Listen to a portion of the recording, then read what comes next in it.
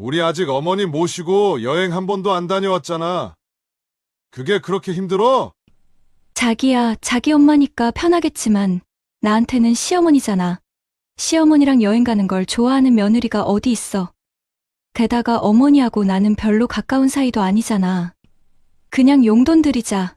굳이 여행을 꼭 가야 해. 엄마가 여행을 가고 싶어 하시잖아.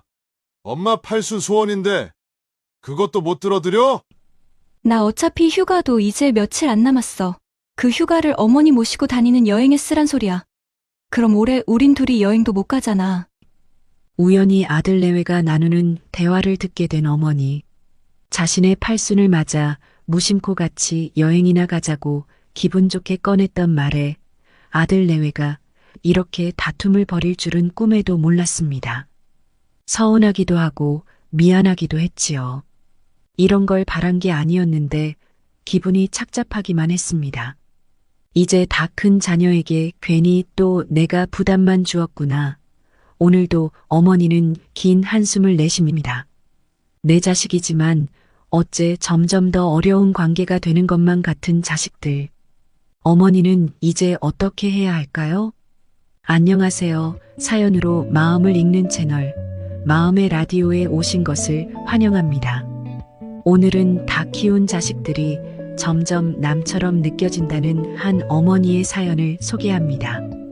자녀들이 다 커서 독립하고 제 몫을 하며 사는 것을 보며 뿌듯한 기분도 잠시, 어느 순간 더 이상 내 뜻대로 되지 않는 자녀들의 행동 때문에 부모님들은 서운할 때도 많이 있을 것입니다.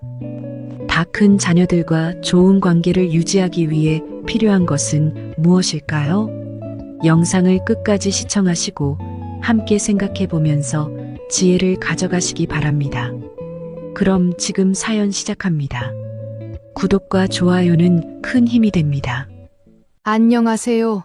저는 두 자녀를 두었습니다. 큰딸은 지금 결혼한 지 벌써 10년이 넘어가네요. 딸이 40 넘어 얻은 손녀딸이 둘 있지요. 제가 자주 돌봐주곤 한답니다. 둘째는 아들인데 결혼한 지 한 3년 됐습니다. 아직 아이는 없네요.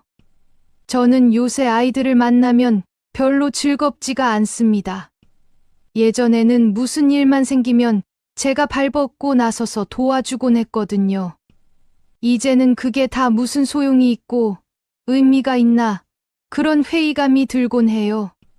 아이들이 엄마가 헌신하는 걸 그저 당연하게만 여기는 것 같고 내 생각을 해주는 사람은 아무도 없다는 생각이 들어 쓸쓸하기만 합니다. 아이들은 이런 엄마 마음을 전혀 모르는 것만 같아요. 그래서 이제는 자식들을 위해 살았던 제 삶의 자세를 좀 바꿔보려고 노력 중입니다. 어머니는 자식들 때문에 서운함이 많이 쌓여 있는 상태였습니다. 어떤 일 때문에 이렇게 마음이 돌아서게 되었을까요? 우리 큰딸이 딸 둘을 키우면서 직장을 그만두려고 했었어요. 꽤나 괜찮은 회사에 다니고 있었거든요. 제가 열심히 가르쳐서 키워놨는데 애 봐줄 사람이 없다고 그 좋은 직장을 그만두려고 하더라고요. 그때 딸애가 너무 안쓰럽고 아까웠어요. 어떻게 배워서 들어간 직장인데 그걸 애 때문에 포기할까? 우리 딸 미래를 내가 지켜주고 싶었습니다. 그래서 제가 손녀딸들을 대신 키워주겠다고 했어요. 그래서 딸이 육아휴직을 1년 마치고 다시 직장에 복귀할 수 있었지요. 딸네 집에 매일 출근을 했지요. 큰 손녀가 어린이집에 갈 때까지 제가 다 키워줬어요. 그리고 어린이집에 가니까 아이고, 이제 좀 살만하구나 싶었는데 둘째가 생긴 거예요. 어쩔 수 없잖아요. 둘째도 제가 키워줬죠. 둘째 때에도 육아휴직을 1년 남짓 쓰고 복직을 했어요. 그렇게 제가 두 손녀가 초등학교에 들어갈 때까지 아침 저녁으로 딸네 집으로 출퇴근을 하면서 키워줬지요. 저도 나이 들고 여기저기 아픈 곳이 많았지만 그래도 딸애가 신경 쓸까봐 말을 하지 않았어요. 우리 딸이 저한테는 손녀딸들보다 더 소중했어요. 엄마하고 딸들 걱정하면서 전전긍긍하기보다는 직장에서 마음 편히 열심히 일해서 하고 싶은 대로 하기를 바랬거든요. 초등학교에 가니까 손녀딸들도 제법 말귀도 알아듣고 조금은 숨통이 트이나 싶었지요. 주변에 보니까 애들을 이제 학원에 보내기도 하고 사람을 좀 쓰기도 하고 하더라고요. 저도 좀 힘이 들어서 큰딸 내외한테 제가 말을 했어요. 이제 엄마는 좀 쉴 거니까 애들 학원에 보내던지 사람을 구하라고요. 제가 그동안은 딱히 돈을 받으면서 애를 봐주지도 않았거든요. 애들 돈을 모으게 해주려고요. 애 둘 키우려면 요새 돈이 많이 들잖아요. 아파트 대출금도 매달 갚아야 하고 돈 들어갈 때가 많겠죠. 저는 당장 딸한테 그 돈 안 받아도 남편하고 둘이 먹고 살 정도 돈은 있으니 굳이 받겠다고 안 했습니다. 근데 그게 제 실수였어요. 돈이라도 받을 걸 그랬죠. 좋은 마음에서 돈도 안 받고 물심양면으로 손녀딸 둘을 키워준 어머니. 어머니는 지금은 무상으로 육아를 해준 것을 후회하고 계셨습니다. 제가 이제 안 해주겠다고 했더니 저는 딸애가 그동안 감사했어요. 엄마, 이럴 줄 알았거든요. 그런데 얘가 세상에 엄마가 어떻게 그런 소리를 하냐고 길길이 야단을 하는 거예요. 엄마, 아니 애들을 어떻게 남의 손에 맡기라는 거예요? 애들이 할머니를 얼마나 좋아하는데 갑자기 애들 안 봐준다고 하면 어떻게 해? 사람 쓰는데 돈이 얼마나 많이 드는데 갑자기 이러시면 난 어쩌냐고. 말이 좋아 학원이지. 애들 하루 종일 학원 뺑뺑이 돌리면 그게 뭐 좋은 줄 알아요? 애들 정서에도 안 좋고 무슨 일이 있을 줄 어떻게 알고 그렇게 하라는 거야? 아직 애들 어려요, 엄마. 그러지 말고 엄마가 좀 더 봐줘요. 딸의 요구에 어머니는 기가 막혔습니다. 어쩜 어머니 입장을 생각을 이렇게 안 할 수가 있나 싶었습니다. 어머니는 딸에게 처음으로 너무 섭섭했습니다. 아니, 지 새끼 걱정은 그렇게 하면서 엄마 입장은 얘가 하나도 생각을 안 하는 거 아니겠어요? 난 저를 위해서 그렇게까지 희생을 했는데 딸의 머릿속에 엄마에 대한 고마움이나 걱정은 하나도 없는 것 같더라고요. 딸은 계속 아이를 봐달라고 요구해 왔습니다. 어머니는 남의 손에 아이를 맡기고 싶지 않아 하는 딸의 부탁에 어쩔 수 없이 이렇게 말을 했습니다. 그럼 한 달에 200은 내가 받아야겠구나. 괘씸해서 했던 말이었습니다. 딸은 어쩔 수 없이 어머니에게 200만 원을 드리기로 하고 서로 합의를 했지요. 그렇게 서로 타협을 하고 손녀딸을 돌봐주던 어머니. 그러나 어머니를 속상하게 하는 일들은 또 있었습니다. 엄마, 나 남편하고 둘이 여행 좀 다녀올게. 애들 좀 봐줘요. 주말을 기다리던 것은 딸뿐이 아니었습니다. 손녀딸 둘을 돌보느라 힘든 일상, 주말은 어머니에게도 소중한 휴식 시간이었으니까요. 그런데 딸은 돈을 드린다는 명목으로 당당하게 어머니에게 이렇게 요구를 하는 것입니다. 내가 주중에 퇴근하고 오면 애들 봐주고 재우느라고 뭘 할 수가 없어요.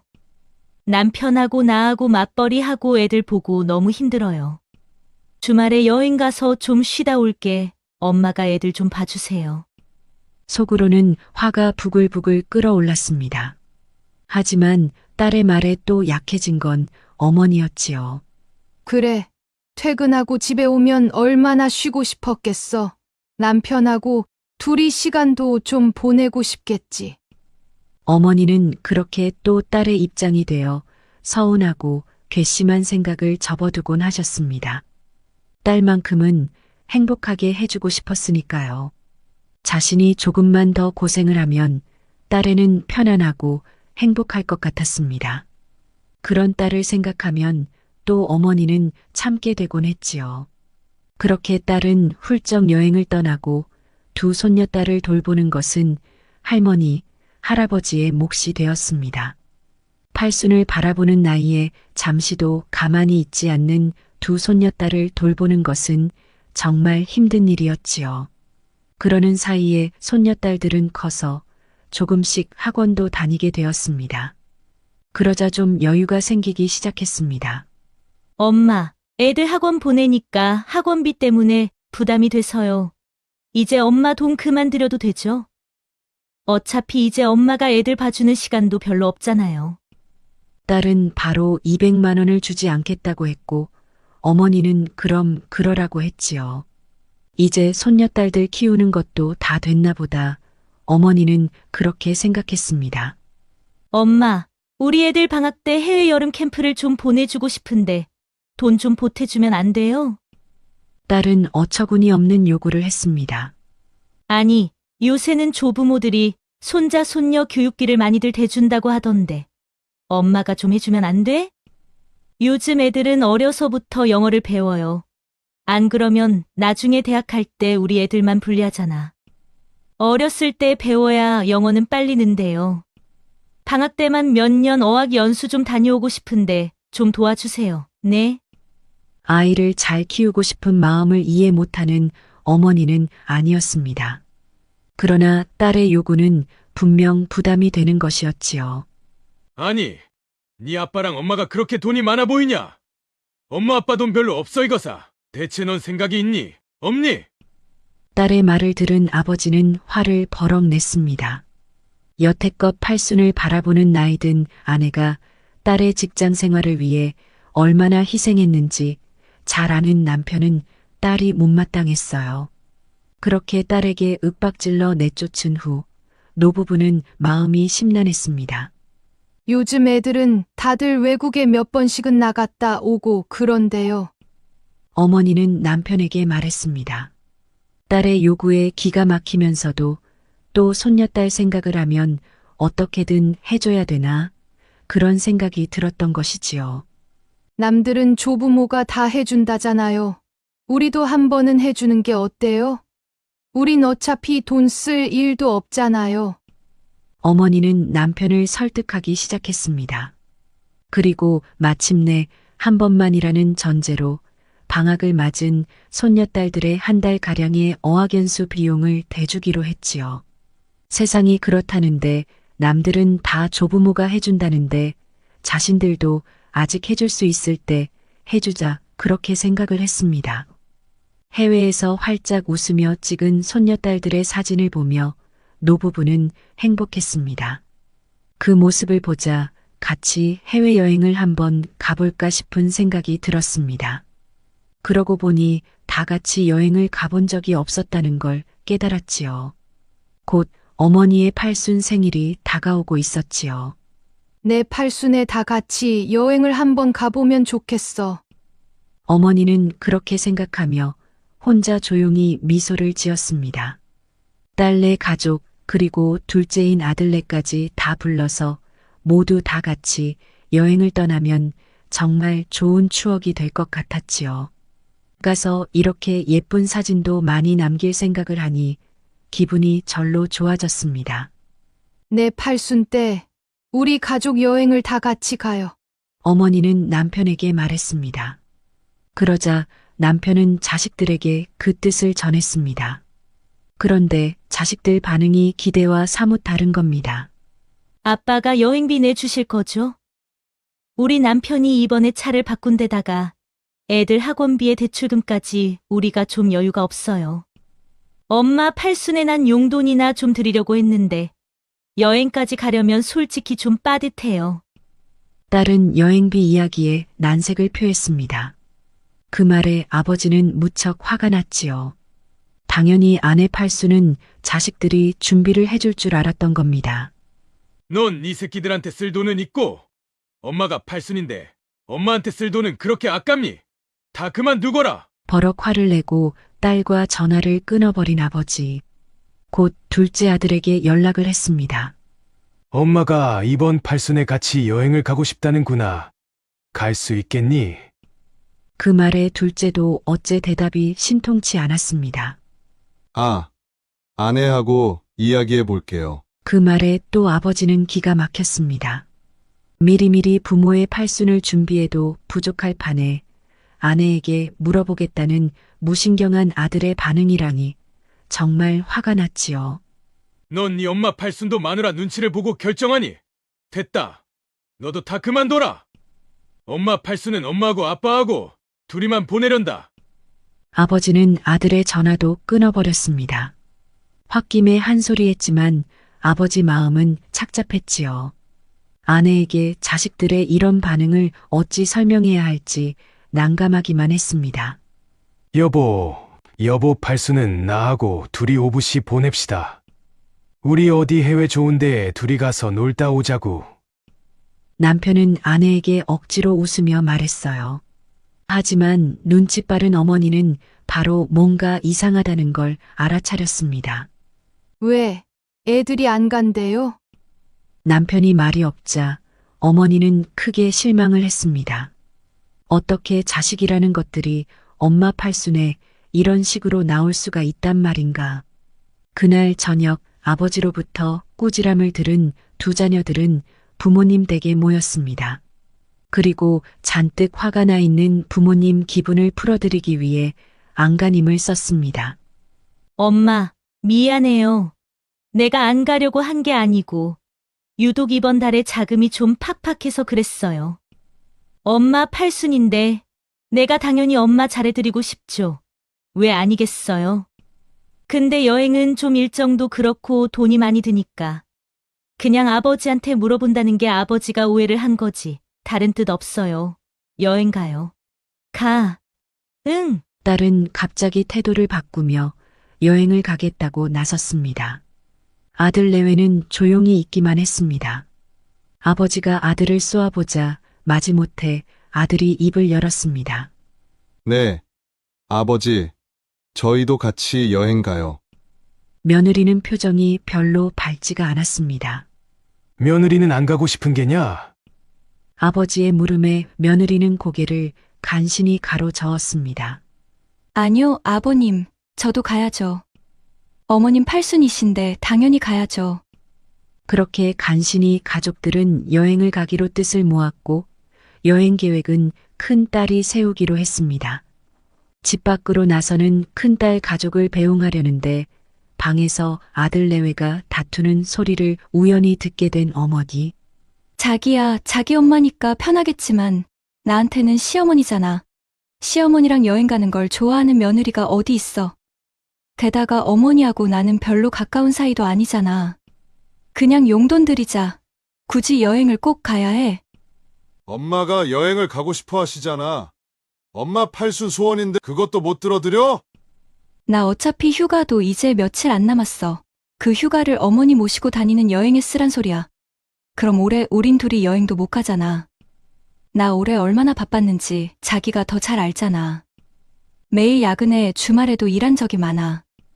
제대로 쉬지도 못하고 일만 했는데 그 휴가를 시어머니 모시고 여행을 가는데 쓰라고. 너무하는 거 아니야? 팔순이라고 해도 어차피 매년 돌아오는 생일일 뿐이잖아. 요새 팔순이 뭐가 그리 특별하다고 그래? 나도 부모님하고 여행 가는 거 부담되기는 해. 하지만 그래도 팔순이잖아. 어른들은 팔순을 중요하게 생각하는 게 있잖아. 그래서 그런 거지. 아들의 입에서 나온 말은 꽤나 어머니에게 상처가 되었습니다. 부모님과 여행 가는 게 저도 부담이라는 아들. 어머니는 평소 아들과의 관계를 떠올리게 되었습니다. 늘 대면대면하고 서먹했던 아들. 그 아들만큼이나 멀고 불편했던 며느리. 평소 둘째 며느리하고는 거의 왕래가 없다시피 했습니다. 큰딸이야 손녀딸을 봐준다는 명목으로 하루에도 몇 번씩 얼굴을 보고 거의 같이 살다시피 했지만 둘째 아들 내외하고는 1년에 한두 번 얼굴을 볼까 말까 했으니까요. 서먹한 둘째 며느리하고도 좀 더 친해지고 싶은 마음이 있던 어머니는 이번 여행에 둘째 며느리하고도 시간을 같이 보내고 싶었지요. 아들이야 원래 그런다 쳐도 왠지 며느리는 같은 여자고 또 자신이 노력을 하면 조금은 더 친해질 수 있을 것 같다는 생각을 하고 있었지요. 그러나 며느리는 시어머니를 마냥 불편하고 거추장스러운 상대로만 여기고 있는 것 같아 무척 서운하고 속이 상했습니다. 내가 괜히 여행을 가자고 했나? 며느리 말대로 팔순이 뭐 특별한 것도 아닌데, 그냥 생일일 뿐인데 내가 너무 거창한 걸 바랬나? 팔순이라는 특별한 행사를 사랑하는 자녀들과 보내고 싶었던 자신의 바람이 큰 욕심이었나 싶은 생각이 들었습니다. 평소 자주 왕래하지도 않고 가까운 사이도 아닌데 여행을 같이 가자는 말이 서로에게 부담이 될 수도 있었나 싶은 생각이 들자 한없이 여행을 가는 것이 불편하게 느껴지기 시작했습니다. 어머니는 내색하지 않고 자녀들을 배웅한 뒤 집 안으로 들어와 남편에게 말했습니다. 여보, 우리 팔순 여행 가지 맙시다. 남편은 아내의 말에 눈을 동그랗게 떴지요. 아니, 애들 불러서 다 이야기해서 이제 가기로 합의해놓고 갑자기 또 왜 안 간다는 거야? 남편은 이해를 못하겠다는 표정이었습니다. 이런 식으로 가는 여행은 나도 별로 달갑지가 않네요. 당신 말대로 우리 둘이 그냥 어디 가까운 데나 가던지 합시다. 애들은 다 자기네 생활이 있고 사정도 있고 한데 내가 그런 걸 너무 생각을 안 했나 봐. 평소 우리가 그렇게 서로 가깝게 지낸 것도 아닌데 갑자기 여행 가자니까 애들이 불편해하는 것 같네요. 어머니는 서운함을 애써 달래며 남편에게 말했습니다. 이런 식으로 다 불편하게 하면서 여행 가는 게 무슨 의미가 있겠어요. 그냥 다 내 욕심인 거지. 쓸쓸한 아내의 얼굴을 보는 남편은 화가 났습니다. 아니, 자식이라는 것들이 엄마 팔순을 미리 챙겨도 부족할 판에 이런 식으로 만들어? 남편은 너무 화가 났어요. 하지만 그런 남편을 아내는 한사코 말렸습니다. 놔둡시다. 어차피 이제 다들 커서 각자 사정이 있는 거지 뭐. 마음이 동해야 지들도 하는 거고 아니면 또 어쩔 수 없는 거지. 어머니는 침착하게 말했습니다. 그래도 마음 한구석에서 섭섭하고 실망스러운 것은 어쩔 수가 없었지요. 쓸쓸한 마음을 가진 채 며칠을 그렇게 보냈습니다. 어머니는 친구를 만났습니다. 그리고 속 마음을 털어놓았지요. 우리 딸 말이야. 내가 그렇게 10년 가까이 애를 키워줬는데도 고마운 마음이 전혀 없는 것 같아. 돈도 안 줘서 내가 달라고 해서 받았다니까? 그랬더니 무슨 일만 생기면 나더러 돈 좀 보태달라고 하는 거야. 대체 얘는 날 뭘로 생각하는 건지 모르겠어. 남들은 손녀들 교육비를 다 조부모가 내준다나? 이번 방학에는 어학연수 비용까지 대줬다니까. 남들 다 그렇게 한다니 무리를 해서 대주긴 했는데 잘한 짓인가 싶어. 후회가 돼. 지금은. 착잡한 마음을 친구에게 털어놓은 어머니. 친구에게 말을 하다 보니 결국 다 자신의 잘못인 것만 같다는 생각이 들었습니다. 부모에게 감사할 줄 모르는 애로 키운 내 잘못이지 뭐. 감사는커녕 돈이라도 안 뜯어가면 좋을 텐데 말이야. 씁쓸하게 말하는 어머니. 우리 아들은 또 어떤 줄 알아? 며느리 눈치 보느라고 찍소리도 못하고 살아. 내가 팔순 여행 가자고 했다가 며느리가 펄펄 뛰는 바람에 내가 빈정이 넘 상하더라고. 그래서 결국 팔순 여행이고 뭐고 다 엎었어. 난 좀 둘째 며느리랑 서먹하거든. 여행 가서 좀 친해지고 싶었는데 그것도 다 내 욕심이었나 봐. 친해지는 것도 서로 마음이 같아야 하는 거지. 한 사람만 친해지고 싶으면 뭐 하겠어? 젊은 사람이 나이든 시어머니랑 친해지고 싶을 리가 없잖아. 그래서 그냥 다 때려치기로 했어. 어차피 다 키운 자식들, 지들 멋대로 사는 걸 내가 서운하게 생각해봤자 다 내 손해지 뭐. 차를 마시며 어머니는 이야기했습니다. 그 말을 듣고 있던 친구는 웃으며 말했어요. 자기 완전히 도텄네. 그래도 자기는 양반이야. 우리 애들은 어떤지 알아? 벌써부터 유산 누가 더 많이 받아갈까? 서로 그걸로 싸우고 있다니까. 아들은 지가 집 갖겠다고 하고, 딸은 땅을 달라고 하고, 아주 웃기지도 않는다니까. 떡 줄 사람은 생각도 안 하는데 지들끼리 김칫국을 그냥 사발로 마시고들 있다고. 내가 그래서 그랬지. 걱정들 말라고. 엄마 아빠는 다 쓰고 죽을 거니까 니들은 다 알아서들 살라고 말이야. 친구의 말을 듣고 보니 어머니는 왜 평소 자신은 그토록 자식에게 전전긍긍하며 살았을까 싶은 생각이 들었습니다. 다 큰 자식들은 돌이켜보면 어렸을 때 어머니의 돌봄을 간절히 필요로 하던 그 어린 아이들이 더 이상 아니었는데 말이지요. 도움이 그리 필요하지도 않았는데 내가 왜 그렇게 혼자 못 도와줘서 안달을 했을까? 큰딸이 직장을 그만두는 것도 어차피 자신의 결정이었을 텐데 내가 왜 그리 그걸 막고자 필사적으로 노력을 한 걸까? 그렇게 해봤자 엄마의 고마움도 모르는 딸이 아닌가. 큰딸 걱정에 늘 챙겨주지도 못했던 둘째 아들. 아들이라고 너무 믿었던 것 같기도 했습니다. 어렸을 때부터 알아서 척척 자라던 기특한 아들. 누나 때문에 어쩌면 많이 서운했을지도 모르지만 전혀 내색을 안 했습니다. 결혼해서도 큰 문제 없이 둘이 잘 사는 것에 그저 고맙다고만 생각했습니다. 자신이 팔순 여행 이야기를 꺼내기 전에는 한 번 말다툼도 없던 부부였습니다. 그래, 알아서 잘들 살고 있으니 그게 된 거 아닌가.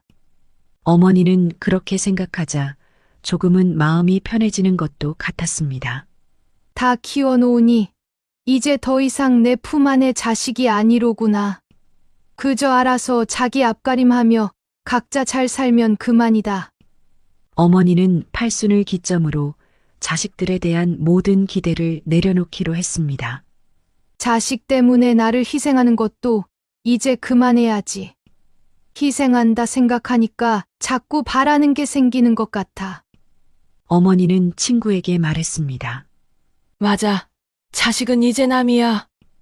어차피 다 각자 사는 거지 뭐. 나도 애들한테 뭐 해달라. 하자. 뭐 이런 말 일체 안 해. 안 하니까 사이가 좋아. 서로 바라는 것도 없고 그냥 각자 잘하는 거지 뭐. 그런 말 있잖아. 효도는 어려서 이쁜 걸로 다 하는 거라고. 그때 이쁜 거 다 봤으니 이제 된 거지 뭐. 난 이제 애들이 연락하잖아. 그런 것부터 덜컥 난다니까. 얘들이 또 뭐가 필요해서 나한테 연락을 하나 싶어서 말이야. 애들 봐달라고 하거나 돈 달라고 하거나 둘 중 하나지 뭐. 친구는 그렇게 말하면서 호탕하게 웃었습니다. 어머니도 그 말을 부정하기 힘들었지요. 맞아. 우리 큰딸도 생각해보면 그랬어. 늘 지가 뭐 필요하고 아쉬울 때만 연락하고 돈이나 더 달라고 하지. 부모 생각해서 전화하지는 않더라고. 너무 잘해주면서 키운 것 같아. 그게 후회가 되네. 담담하게 말하는 어머니에게 친구는 다시 말했습니다. 자기가 자식을 너무 잘 키워서 그렇다고 생각해. 어떤 이들은 있잖아. 자식이 다 커도 독립도 안 하고 부모 곁에서 놀고 먹는 애들이 요새 그렇게 많대. 집에서 손 하나 까딱 안 하고 삼시세끼 얻어먹고 집에서 팽팽 놀기만 한다는 거야. 그래도 우리 애들은 다 독립해서 자기 앞가림은 하잖아. 그걸로 만족해야지. 요즘 세상의 도리까지 따지면 사이 좋을 부모 자식이 어디 있겠어? 이미 자신의 자녀들은 다 자라서 자기 앞가림을 하며 산지 오래되었는데 자식을 떠나보내지 못했던 것은 결국 자신이었던 것 같다는 생각이 들었습니다. 늘 자신의 눈에 부족함 없이 해주고 싶었던 큰딸. 큰딸을 보면 평생 가정주부로 살았던 자신이 겹쳐 보였습니다. 딸을 위해서 자신이 희생하는 거라고 생각했지만 사실 어쩌면 자신을 위한 행동이었을지도 모르겠다고 생각했지요. 딸만큼은 일을 포기하지 않았으면 멋지게 살아주었으면. 그런 바람이 모두 사실은 어머니 자신의 욕심이었다는 생각이 들었습니다. 어쩌면 우리 딸은 가정주부로 살고 싶었을지도 모르지. 나 때문에 직장을 포기하지 못하고 억지로 다녔나? 그런 생각을 하자 웃음이 나왔습니다.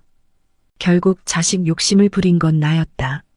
늘 자신에게 감사함을 모르던 큰 딸.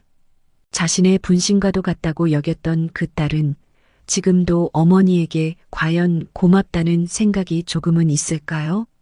이제 딸의 인생에서 난 빠져야겠다. 어머니는 마침내 그렇게 결심을 했습니다.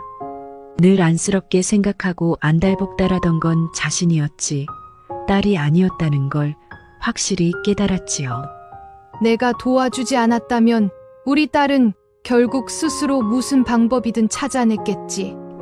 그랬다면 조금만 도와줬어도 엄마의 고마움 정도는 아는 딸이 되었을 것이다. 이미 버릇이 나빠진 상태였지만 더 이상은 딸애한테 희생할 필요가 없다고 생각하게 된 어머니였습니다.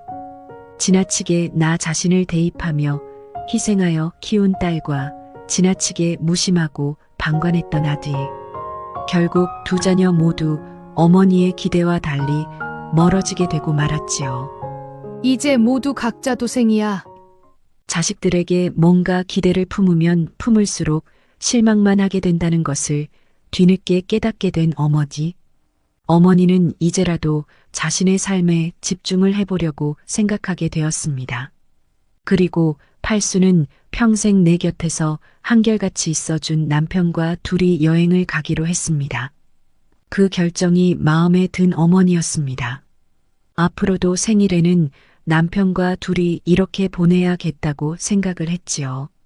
자식들이 뭔가 챙겨주면 고맙고 아니면 말고 그런 거라고 말입니다. 바라면 바랄수록 실망만 돌아온다는 것을 느낀 어머니의 결정이었습니다. 오늘 이야기 어떠셨나요? 한 자녀에게는 희생을 했고 다른 자녀에게는 무심했던 어머니가 자식들에게 실망을 하고 결국 자식에 대한 기대를 내려놓게 된 사연이었습니다. 희생을 했던 자녀는 어머니의 마음을 당연하게만 여기고 무심했던 자녀는 어머니의 관심을 부담스러워하지요. 이런 실수를 했다면 자녀가 다 성장했을 때 어떻게 해야 할까요? 그때에는 최선이라고 생각했던 부모로서의 행동이 지나고 나서 후회가 될 때가 많이 있습니다. 그럴 때에 어떻게 바로잡을 수 있을까요? 자녀와 더 친해지기 위해 노력하는 사람도 있을 것입니다. 혹은 포기하고 서로 각자의 길을 가는 사람도 있을 것입니다. 어떤 방법을 선택해도 100% 만족스럽지 않을 수 있겠지요. 하지만 각자의 인생은 스스로가 책임을 져야 하는 것입니다. 그러니 그때그때 최선이라 생각하는 것을 실천할 수밖에 없겠지요. 여러분들은 어떠신가요? 자녀가 남처럼 느껴질 때가 있으신가요? 더 이상 자녀가 날 필요로 하지 않는다고 느껴질 때 어떤 결정을 하셨나요?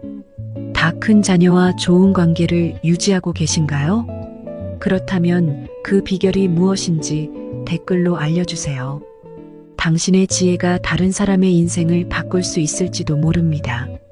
오늘 이야기가 마음에 드셨다면 구독과 좋아요를 부탁드려요.